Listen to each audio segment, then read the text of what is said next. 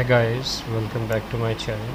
So today my topic is regarding the Azure OpenAI. So in this session we will look into all those OpenAI APIs, and out of them we will create a project, and we'll see that how the OpenAI is working in C#.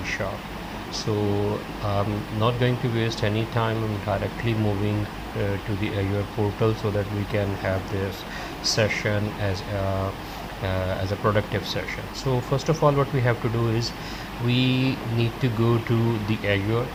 I assume all of you have Azure account with you. So once you will go to the Azure, you will find all those services, and one of the services known as Azure OpenAI. So once we click on that OpenAI service, so in this service it is a part of all those AI services which Azure is providing.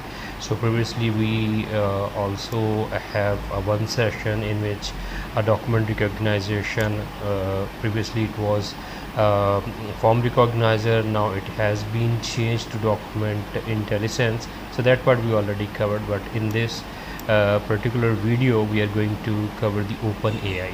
So for the OpenAI we just need to have click on the OpenAI, and once you will click, all those OpenAIs which you already created, they will be created here. So I will explain the things which will come in place, or which will come while we are creating it, and I will explain them why we need them. So first of all, we will click on the create button. So once you will click on the create button, so definitely your subscription will be the first thing you need to select, and then the resource group. So as I already created a resource group, so I will select from the already created resource group. You can create your own group if needed, and then a region definitely need to be selected, and then the the last thing which you need to provide is the name of that OpenAI. For example, I am creating it with my name, so I'm giving it. If it is not available, then it will be crossed, otherwise it will be ticked here. And the price, you can select whatever the price you wanted to have it. So I am selecting as a $0, so it will be 0 for limited I would say request, and after those requests definitely it would be charged. So if you want to see the whole chart, you can click here and view full price detail. It will give you the full detail of all those prices. So then you will click on the next. This is the network tab. You can select from whatever you wanted to select. All the networks including internet can access it, or a private network, or whatever the things you wanted to click here, select here, you can do it. In the tag section, you can give your own own tags which can be recognized once those will be done. For example, you wanted to give it a date that this was created on this date. For example, it was created for this value, would be the detail. Mean you can give any detail that this API OpenAI was created for this purpose, so you can give it. And once done, definitely it will run all those validation. If all those validations succeeded, and definitely a create button will be created over there, and once you will click on that, it will create a new resource, a new OpenAI with these name would be created. So I'm not going to create it because I already have. So I will go to all those services here. For example, I have two OpenAI created here, so let me go to one of them. For example, this is first which I previously created. So once you click on that, so in this portion what I'm going to elaborate it in the Azure, how you can create your OpenAI in the Azure, and how we can connect it in the Visual Studio. That is a separate thing which I will cover in this video later. So all those details related to this OpenAI would be displayed here. I mean, what was the resource group, what was the location, subscription ID, and all those endpoints are also listed here, and the keys are also here. Definitely we need to have all those keys available to connect it because once we want to connect any of the Azure service, definitely we have to have all those keys available. So endpoint and keys, those are a much important part which we need to have them. So once it is done, these three tabs would be available for you. You can go to the develop, all those keys, and the endpoints would be available here. Monitor mean, if you wanted to monitor all those requests, you can go from there. And in the getting started, what we will do is we will go directly to the Azure OpenAI Studio, so that under it, what are the models available. So model mean already ChatGPT configured over there with the different models already trained, or if you wanted to create your own model, we can also do it. So once it is created, the next part would be go to the Azure OpenAI Studio. So once we'll go to OpenAI Studio, let it open. So once it is open, what it will do is it will give you the detail, the resource configuration that can also be viewed as a JSON, the name of the OpenAI which we created, key that can be copied from here, subscription, all those details which we were looking into, that also available here.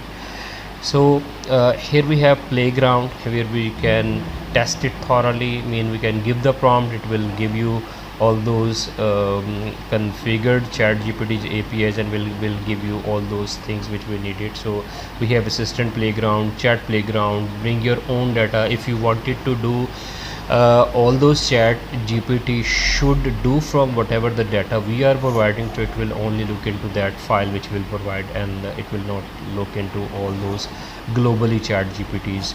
So that can also be done. This is also a completion playground extension with the completion models for use. All the completed models can be selected from here, and it will be used over there. Image playground, we can generate a unique image from our prompts, whichever we wanted to give them. So many things are available here. So we are in the studio, and in the studio we have all those model catalog available. These are the model which are already available here, and we can select from any of them. So many things they are doing it automatically. As you can see, audio generation, chat completion, this is also used for chat completion. Speech recognize, we will speak and it will give you the answer accordingly. Embeddings, chat completion, so different versions are there. But if specifically if you wanted to do any code related things, being a programmer, assuming you wanted to use that chat GPT for coding generation purposes, then I would prefer the GPT 3.5 Turbo 16K. That would be the best fit in. It can be used for code generation, for test case generation, for unit test generation, or whatever the code related things. If you wanted to do that, you can select this model. So 20 models are available here, whatever suits you. For example, text to image, if you want to give a text and the text given, if you give an image and image need to be the text need to be extracted from the image, and that can be used. So many things you can go through one by one. But as far as this video is concerned, I have chosen the GPT 3.5 Turbo 16K. That is what I needed it. So that is what I will be using here. So once you will click on that, for example, let me show you what would happen is, so it will give you all those details related to this model. The full detail available here. You can deploy it, you can refresh it, or you can use it for just for the testing purposes, how it look like. So you can go to the playground and click on the chat. Once you click on the chat, definitely a chatbot will be open, and you can give the prompt, and all those prompts will be answered here. But before doing that, definitely, because we wanted to use it with Visual Studio, so we need to have the deployment here. So because this deployment name would be used once we connect with this API, so for that definitely we have to have the deployment, though I have already done, but I will show you how you can do it. So I will use from the base model.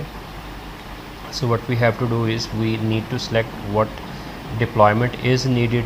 For example, I need this need to be deployed. I wanted to confirm it. So once it will be confirmed, it will be go to this deployment tab.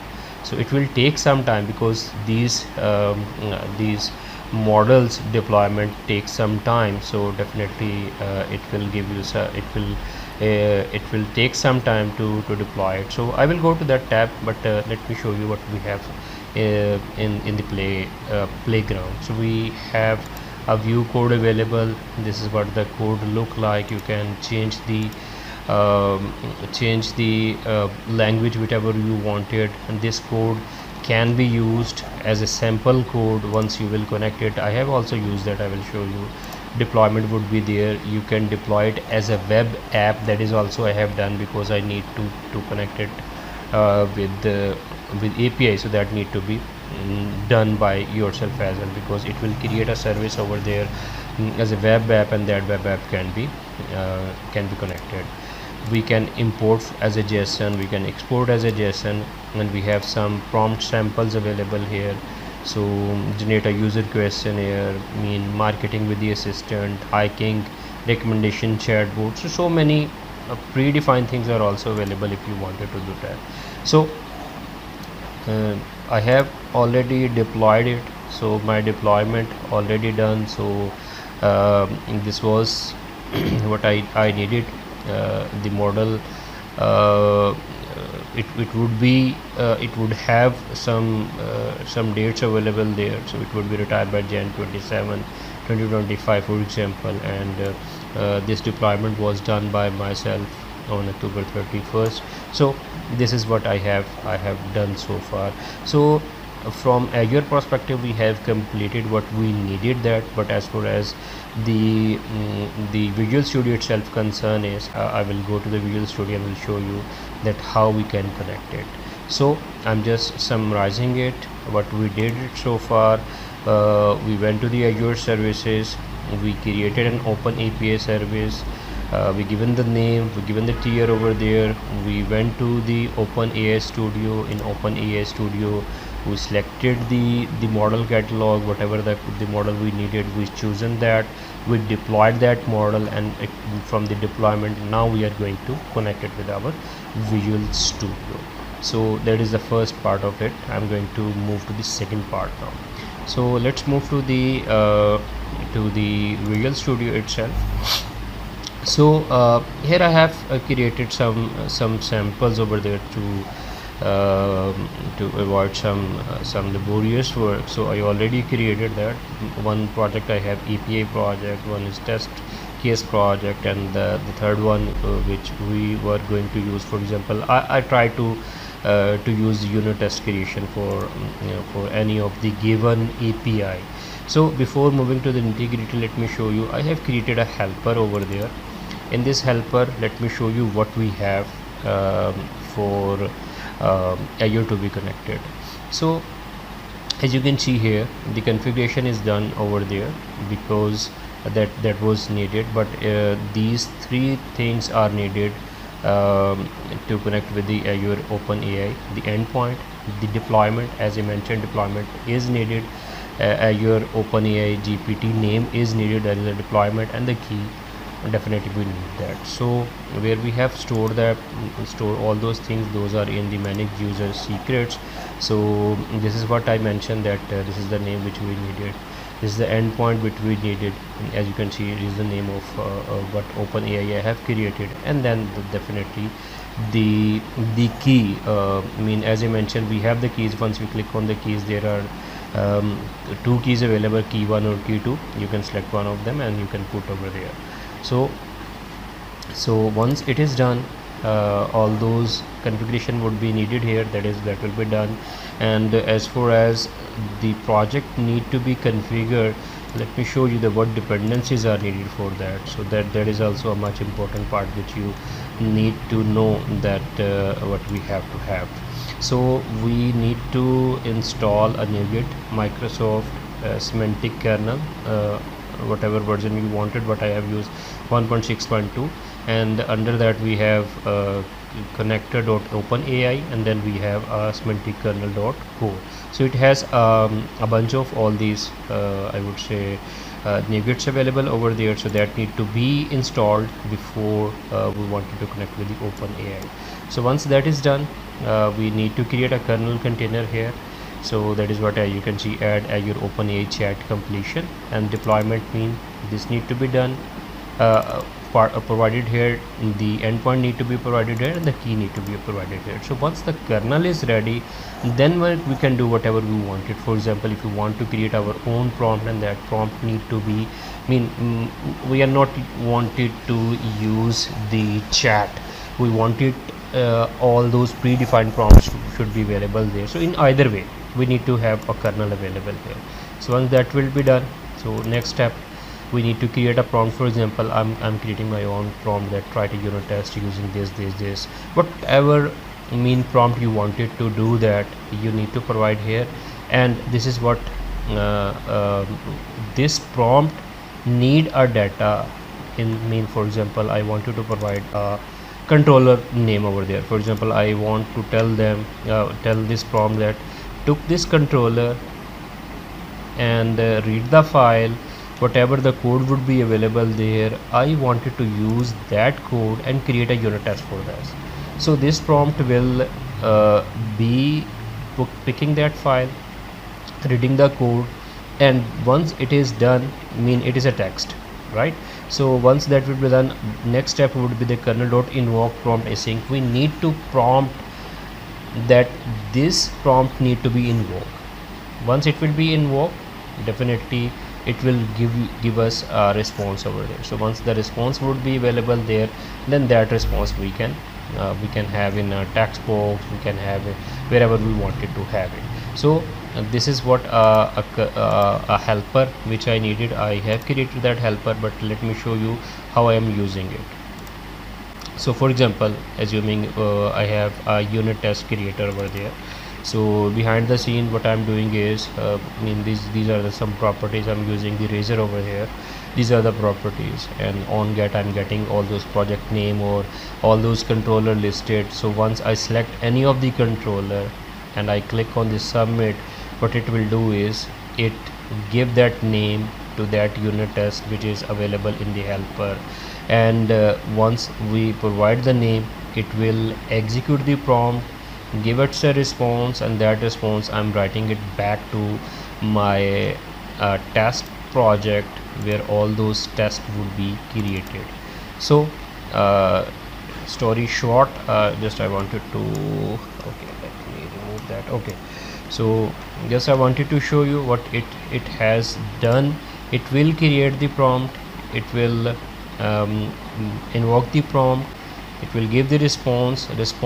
For the response you can do whatever you want to do. In my case, I wanted that response to be created as a test file, and that file need to be created in the test project, so that all those controllers test cases need to be generated automatically.